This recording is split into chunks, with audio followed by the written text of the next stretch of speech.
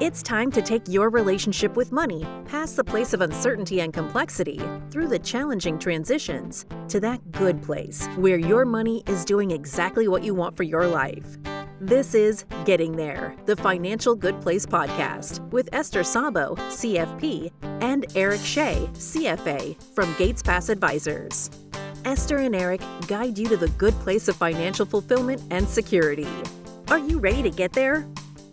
Hello and welcome to Getting There with Esther Szabo from Gates Pass Advisors. And if you've been listening for a long time, you know I did something different there. Esther, how are you?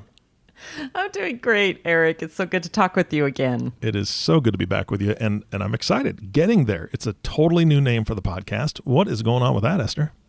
Well, we have done a lot of review here at Gates Pass about what we're about. And it's very much tied into with the topic of today, which is around goals. And we talk so much in the financial advisory profession about goals. And this is about how we help people actually accomplish their goals. It's not always like they're far away out in the distance. This is really about the work that we do is about getting there. So it just seemed to make a lot more sense to really name our podcast and everything we talk about here in this venue around that vision. I'll tell you, I love the new name. And I also love the fact that you have Lela Meinke on the show today to kick off the new name. And I get to meet Lela just like the rest of the audience does. So can you introduce us? I will. You will know right away, definitely by the end of the podcast, why I have asked Lela to come and speak on this topic with us, which I'll talk a bit more about the topic. But Lela is the founder of Serenity Cards and Coaching. She brings a unique integration of both structure and creativity in her coaching approach. She provides performance and resilience coaching using Clifton Strengths. And she also serves as a Stamping Up representative and creativity coach for card makers. She has over 30 years of corporate and entrepreneurial experience, and she's certified as an ASQ Lean Six Sigma Green Belt, to a Gallup Certified Strengths Coach, to her most recently earned certificate as a Life Coaching Institute Purpose Coach, plus multiple more. She has a proven track record for sharing about our topic today. And Lela, I'm so glad you're here. Good morning. Thank you for joining us. Good morning. Thank you for having me. I'm so glad I'm here too. Absolutely. So we're here for us. This is being recorded in towards the end of the second week of January. And beginning of the new year is always about goals and what is one trying to accomplish in the year? And as we are financial planners and advisors here at Gates Pass, financial planners are so much talking about what are your goals? What are your goals? And I've been doing this work this is my 30th year. I think I'm going into my 31st year. And I have to say that it is one of the most difficult areas for people to articulate. So that's what we're talking about today, is how to articulate goals and what gets in the way. Because frankly, if you're listening to this and you hear goals and you kind of go, oh no, that's what we're talking about, how to make it exciting, fresh, and new and achievable to have goals. So Lela, can you just describe your approach to goal setting? Yes. And can I just take a second and say two things? First of all, I love to celebrate accomplishments like with anybody. And so 31 years, Esther, wow. I love that the new name of your podcast is Getting There, because it is a process. This whole thing is a process, and it can be a process with joy. It can be a process with, Brene Brown would say, from our head to our heart to our hand. And so it can be a process that comes from all of us, right? So my approach is, I kind of think of 3 Ps actually with my approach. I have purpose, I have process, and I have people. And so purpose and passion, I mean, Simon Sinek will talk about what's your why. So many people talk about what your why. It took me some time to figure it out. And I really actively, intentionally did work to get to a place of purpose. And even that's a word that could freak people out. So really just my why is to help people find their voice. That's what brings me passion. It's what brings me joy. And so in my coaching, honestly, in my life, everywhere. I love to celebrate people and help them be the best person that they are. So I always need to anchor to that. And then that gives me the excitement and being ignited to do the rest of what I need to do. And then process, I think it's about tools. I think it's about tools and having a process and having a framework. And I imagine we'll talk a whole lot more about that. And I don't have to invent it. So many other people have processes and frameworks. And then it's people. We don't do things alone. We do things with others. We do things for others. We can have coaches. We can have mentors. So it's those three things. It's my why. It's kind of the how-to, and it's doing it with others. And I love this. It's so funny. I had a conversation yesterday with someone who is also a coach, and he was saying to me, I was talking about a recent conversation with a prospective client, and he referenced Simon Sinek as well. He said, did you really get to their why as to why they're even reaching out to you? And it's so easy to go, well, to take that only at a surface level. Let's say, well, yeah, they're reaching out for financial advice. Well, why? So I think that's so key, so critical. And I know if we back up a little bit to your why about, I know we've known each other for about 20 years at this point. And I know when I met you, you were very much in corporate pathing. You were completing your college degree. And things have really changed over the last 20 years. And that's very much something that happens with a lot of my women clients who are professionals, is they often, once they get in their 50s, even though they've been active in corporate life, successful in corporate life, they're kind of done. What was your experience of moving from that? Because they're done with corporate, but they're not done in terms of passion and excitement and enthusiasm. And you really have a great story around that. So what led to your transition from part of the corporate world to your entrepreneurial world? Sure. And honestly, before you even knew me, when I was in high school and very early 20s, I worked in an auto parts warehouse. So it was kind of like the manufacturing spectrum to corporate and then now to entrepreneurship. And so my transition from corporate, which was the bulk of my life, into being an entrepreneur. I mean, the first thing I'll say, I was invited to retire early and I took that invitation. So I don't know that I would have picked exactly that date and that time, but I trust the path exactly as it needed to unfold. And so I got a package and I had a year to figure that things out. And during that year, two people that are really dear to me passed. My mom passed, a very dear friend passed. And so I got an early peek at what some of us are actually discovering during this whole COVID quarantine time, which is, whoa, like I'm here for a minute. I can guarantee this minute. I don't know what's around the corner, right? And what do I want to do? And so I really got to look at that. And I think transition and I think getting there is perfect because I got from being that corporate person, I spent about a year kind of reinventing myself. I taught at a community college, Sacramento Community College. I taught Lean Six Sigma. I did corporate workshops for Lean Six Sigma.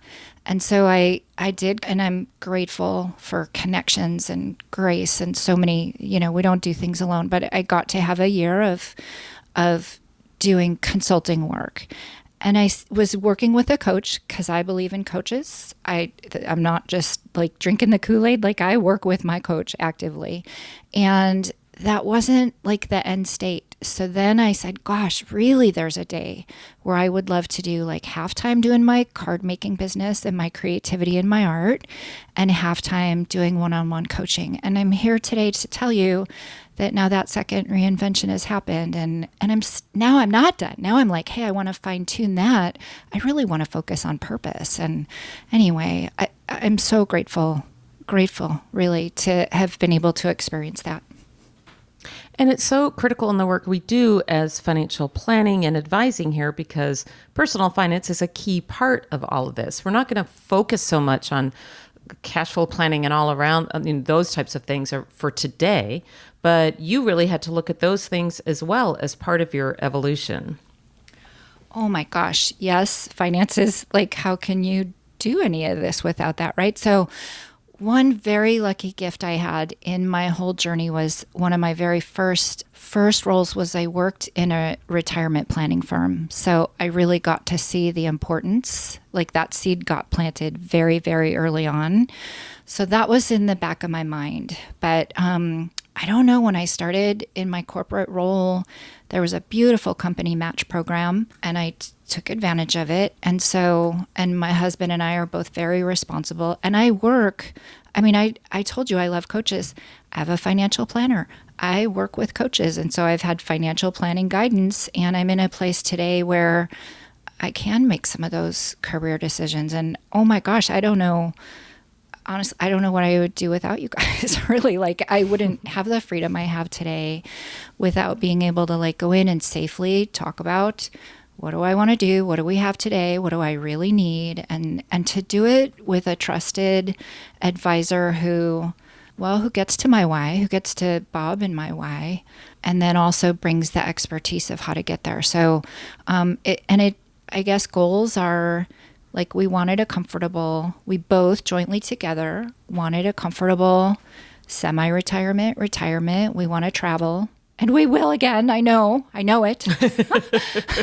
We want to travel. And so, but it takes some decision making. It takes it takes intention, and it takes guidance. Yeah. So it is so important to get to that why, to provide the fuel for the goals. How do you, I know you approach that with your clients through a structure of the 4 domains. Can you talk to us a bit about that? Sure. And if I can kind of put an umbrella over that. So I think you mentioned I'm a certified Clifton Strengths coach. That's a tool put out by Gallup. It's an assessment tool, very, very researched. And so Clifton Strengths is an assessment you take. You get a report back. It gets even more specific than 4 domains. There's 34 themes. But keeping it a little more general to start out, the assessment results come back and cluster ways that I naturally think, feel, and behave, ways that you naturally think, feel, and behave. Anyone who takes it, it's unique, completely unique. And it clusters it basically into 4 categories, and then it gets specific. And the 4 categories, or the 4 domains, are execution, relationship building, influencing, and strategic thinking. And so just briefly, executing, people love to do. It's exactly like the word would say. People love to do. Strategic thinking, people love to think and then maybe do. Or maybe they just love to think. Influencing, people love to get people passionate and excited and fired up. And then relationship building is like glue. It's just connecting with others. And so that's a super high level definition. There's a lot more detail behind that, but we can start there from a definition perspective. Yeah, let's start with, so executing. If I'm somebody who do you fall under these domains? Or would listeners relate and say, well, I'm definitely an executor, or that sounds very morbid. Yeah. I'm definitely someone who executes. I'm an influencer. Can they, like, how do you separate one versus the other for yourself? Sure. So really what Gallup reports back is 34 specific themes. And we're not at all going to be able to even touch the tip of the iceberg of the 34. And frankly, just to give you just a minute of research behind the scenes, they originally got it down to 200. They had it at 250 ways that people naturally think, feel, and behave. And that was a bit like, no, that's crazy. So they got it down to 34. 34 ways people naturally think, feel, and behave. So a really common theme is achiever. That's a very common theme. And that falls naturally into the execution domain. And so people who are high in achiever, they love to get stuff done, but they have a very specific way they love to get stuff done. They love to check things off a list. So achiever people are going to be people that have a list and they're going to check it off. That is different than someone who also has something high in the execution domain. Let's pick a different one. Let's pick responsibility. So somebody high in responsibility makes a commitment to someone else and they're motivated to get things done because they've made that commitment to someone else. And so why this is important when we're looking at goals is what is my natural way? What is your natural way of thinking, feeling, and behaving? How do you get things done? What excites you? What's like naturally, instinctively your thing? And so if you've got responsibility and you don't have achiever, like you're going to make your commitment to someone because that's in your bones. You might not do it through a to-do list. I really appreciate that, because right away it's discussing how one approaches goals. I mean, it's so generic for financial advisors. Just typically people come up with something like, well, I want a good It's time-based. Retirement, college for children. It could be thing-based, house or pay off debt or something like that. But this gets to such a much more personal level that makes it much more accessible, I think. Who am I? And let's start with that. Oh, so let's take your person who might come to you, who might have responsibility, and that might be their only executing theme. They might have like relationship building, and they might have thinking themes, and they might only have one execution theme. So to get to the other side of getting something done, like a trust or whatever the different myriad, making decisions about, what level of growth do I want? Any of those things. If they don't have achiever, they're less inspired by, let me put it on a list and let me get it done. But they're very inspired by, you know what? I owe this to my children for when I pass, or I owe this to my husband because I told him I would do it and get it done, or my partner, or, it's a much different why inside of them for sure. And then like Brene Brown says, head to heart to hand. Once I'm like, oh, okay, got to do this. This is a goal. I want to get my trust done. It's in my heart. Well, I really, if anything were to happen, I really want that done so that it's smoother after. And then then it's like, all right, let me go take inventory of all my different assets and, get all those paperworks and get all the forms, etc. Yeah, so it's interesting, how somebody could be strongly influenced by execution of task, but what is behind that motivation is different from person to person. Right. When we move to influencing, how does that affect somebody's goal setting? Tell us a bit more about the influencer and goal setting. Perfect. So I'm trying to think. So influencing, first of all, the definition of influence or having themes in the influencing domain.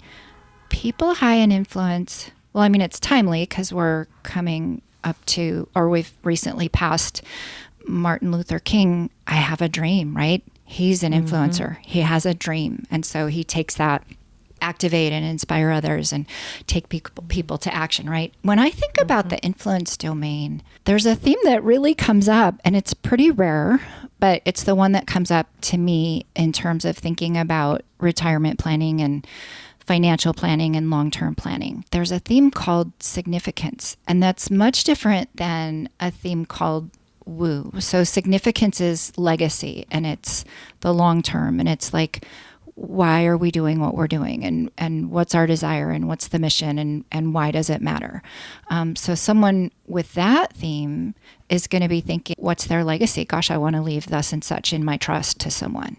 Someone with woo, winning others over. I'm trying to think how one would use, one might use their woo, their winning others over, to help their partner find the passion to do the paperwork. So maybe, or to sit down and do the planning, or they might think about, any of the myriad decisions that involve like a broader audience. And so connecting to what naturally excites them. Activators in the influencing domain as well. It's like, let's go, let's get this started. Let's go, let's get this done.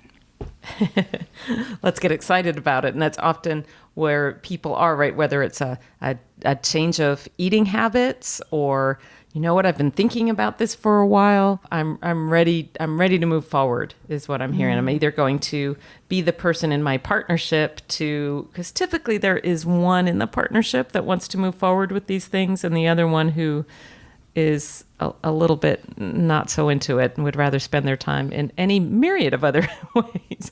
So this could go in terms of helping encourage their partner or encourage others to support achievement of the goal. Oh my gosh, absolutely. And often in those partnerships, not always, one is more like, okay, here's the vision, let's go. And the other one's, here's the how, let me think about it here, and so when those two often, right? So when those two pair together, imagine how amazing that could be. Mm-hmm. And then how is that different from the relationship building quadrant? Because we're talking a lot about relating to others through influence. Yeah. What's different there? So influence is a people thing, and relationship building is a people thing. How I would say the difference between the two. Relationship building is maybe about a deeper connection person to person. So maybe influence is about a cause, or it's about a dream, or it's about a vision, and relationship building is really person to person. And so, gosh, there's a theme called connectedness, which really is about connecting one-on-one with another person. There's another theme in relationship building called positivity. And positivity is like, let's bring some hope to the situation. Let's get this done, but let's be super hopeful about it. And so again, there's like high level. So relationship building is glue. Relationship building is like, we're connected really at a heart level, and we're going to move forward and we're going to get this done together. Does it always relate to like a spousal partner couple, or how else does it show up for like my clients who are single women, widowed, divorced, or, through choice, whatever? How does that relationship building theme, how would that portray itself in their goals and objective setting? Well, may I share an example of something that you and I do? Sure, absolutely. So you and I, best friends, and one of our favorite things to do when we can is we sit down and we go through our goals together. Like, we meet and we literally bring our planners. I have a picture of us. So fun. Hugging our planners. I have a picture of us hugging our planners. Like, I took a picture of it and I posted it to like the Full Focus Planner group. So one thing that I commit to, and I'm saying it right here to the world, and I'm saying it right here to you, I am going to work with my partner and we are going to finish our trust, because that's one thing that we haven't finished. I got stuck. Who am I going to leave my dolls to? Who am I going to leave my art to? Like, I'm not kidding, right? We did all the work leading up to it. And then who am I going to leave all this stuff to? So, and now everything's changed in the accounts and whatever. So we got to redo it. But I'm going to leverage my relationship with you. I'm going to be so grateful for my relationship with you that you can be an accountability partner for me. So I can bring it up with you. You know what? I really want to do this, and it's really important to me. Should anything happen, I want Bob not have to deal with, anything. And I want my assets. I might even start giving away now if I start thinking about it, right? So, and I love our relationship because we can hold each other accountable in a safe way. Like, I can bring you what I'm excited about. I can say, you know what? Haven't done it yet. And I can say that 10 times. And then on the 11th time when I finally have, I know you'll be right there celebrating with me. And it's just like kind of like meditation where you step away and you come back to it. That's kind of like what the accountability process is. But we can use relationships, oh my God, so many ways. And I hate to use the word use. It's not really it. We can celebrate. Having relationships can touch us in so many ways. I can see role models, and I can see close-up role models like, wow, they're doing that, good or bad, right? Like, they're doing that, and maybe that's not so much what I want to do. Or, oh my gosh, they're doing that, I can do it too. And so, oh my gosh, relationship building is glue. It's glue in terms of what's another picture of that? Because I think glue, I think stuck, actually. And I know that's not what you mean.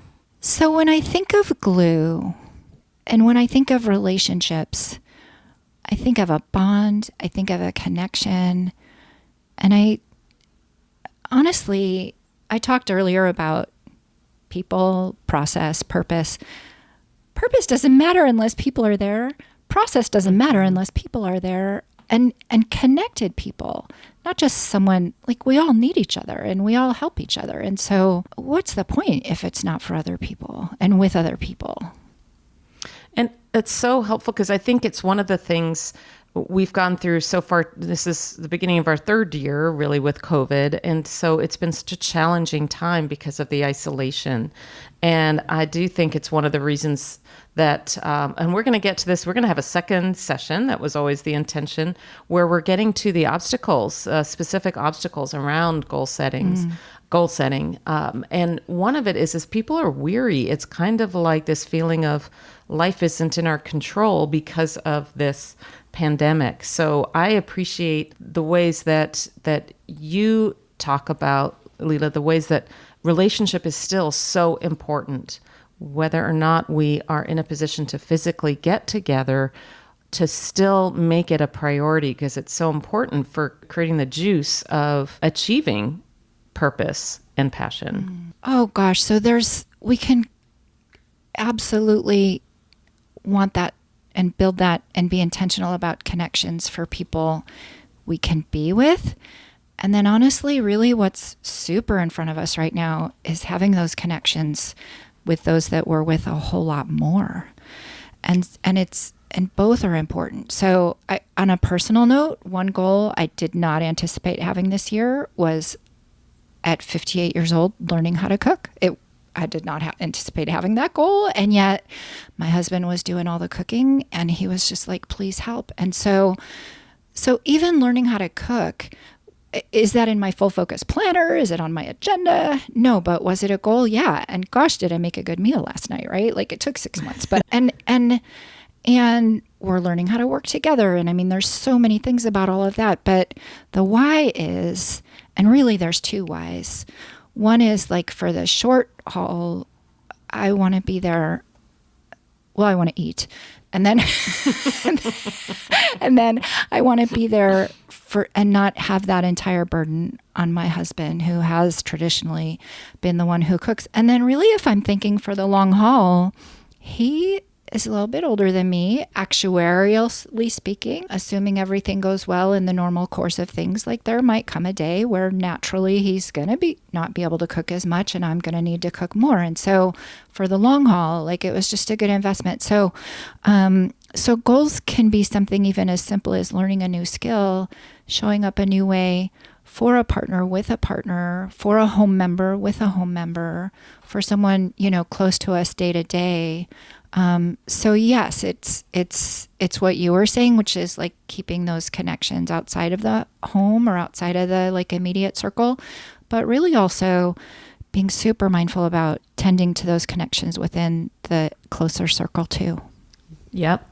And I hear this with clients, for example, they know that their children are going to be leaving for college in a couple years. And it becomes more and more, I want to focus my time on them. And we live in such a world of, so much activity, so many commitments. And that's what we talk about. How do we get rid of things so that we really start to focus on what's really important? And so the last thing before we close today, if you could share a bit about the strategic thinking domain. I love the strategic thinking domain. I love all the domains. And strategic thinking is, it's what it says, right? It's thinking. And our strategic thinkers are our ones who plan, who help us analyze, who help us decide, who maybe help us look at the past.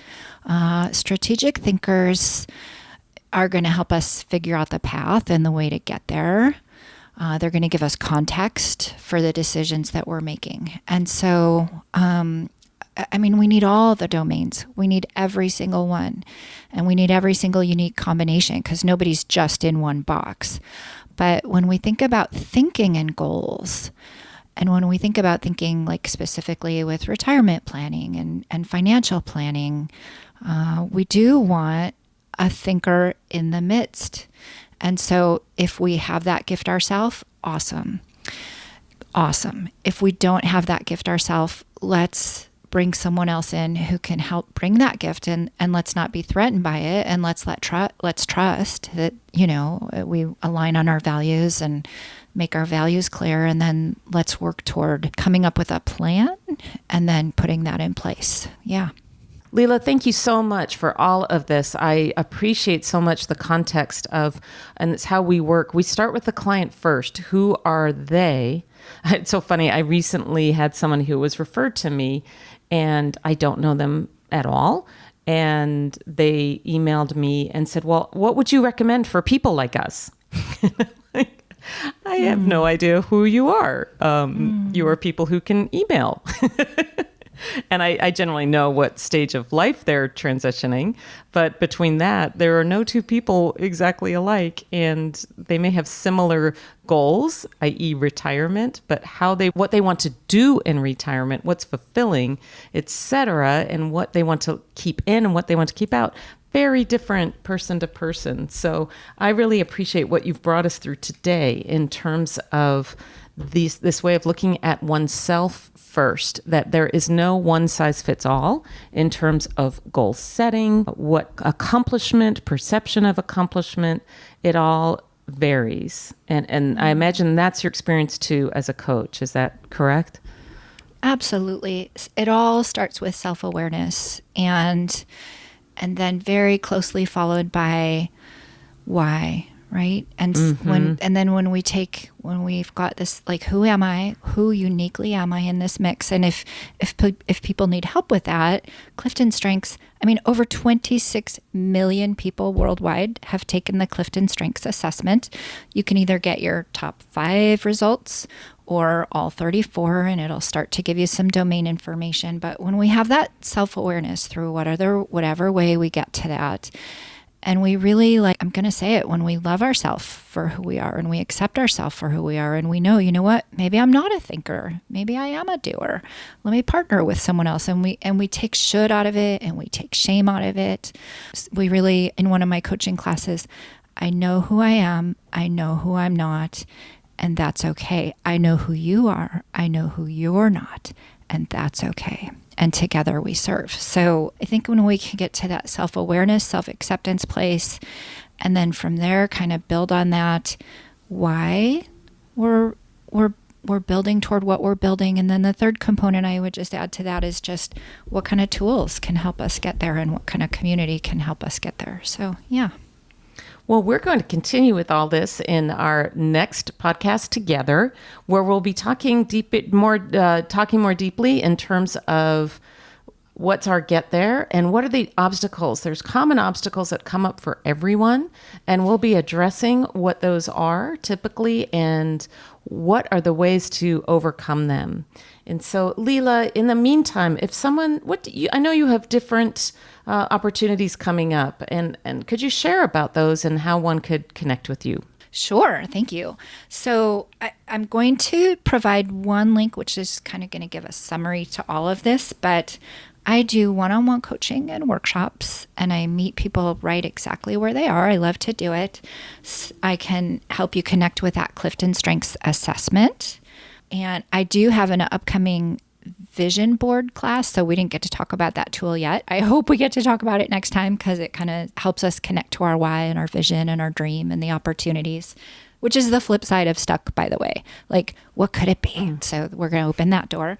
So I have a free vision board class coming up. I have a monthly coaching newsletter if you'd like to subscribe to that. And I have a workshop that meets monthly. It's called Creative Intentions. And so if you want to learn about any of that, follow the link and connect. I'd love to connect with you.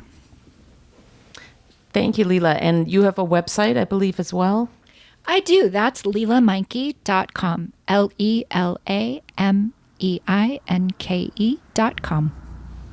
And for me, if you'd like to reach out to me, you can do that through our brand new website, and that is gatespassadvisors.com. Always happy to talk with you initially on a complimentary basis about where it is you'd like to go so we can help you get there. Lela, thank you so much. It was wonderful to talk with you today. Thank you, you too, and getting there. Yay! Lela and Esther, thank you so much. This is a great podcast. Lela, thank you for being a guest. I'm really looking forward to the next episode. Esther, of course, thank you. Thanks for bringing Lela on. And our last thank you goes to you, the listening audience. Thank you so much for tuning in and listening to the Getting There podcast with Esther Szabo. If you have not subscribed to the podcast yet, please click the subscribe now button below. This way, when Esther comes out with a new podcast, it'll show up directly on your listening device. And if you're a new subscriber, you can also email in and get a copy of the picture of Lela and Esther hugging their planners as part of a bonus package that I'm just kidding. Don't do that because I have no idea where the picture is. I can send it. Anyway, lastly, here we go. We want to thank you so much for tuning in and listening. I hope you enjoy the show and we have fun every time doing this. For everyone at Gates Pass Advisors, this is Eric Johnson reminding you to live your best day every day. Thank you for listening to Getting There, the Financial Good Place podcast. Be sure to follow the podcast on your favorite listening platform to be notified as soon as we release a new episode. Check out the website at www.gatespassadvisors.com for more information. The content is developed from sources believed to be providing accurate information. The information in this material is not intended as tax or legal advice. Please consult legal or tax professionals for specific information regarding your individual situation. The opinions expressed and material provided are for general information and should not be considered a solicitation for the purchase or sale of any security.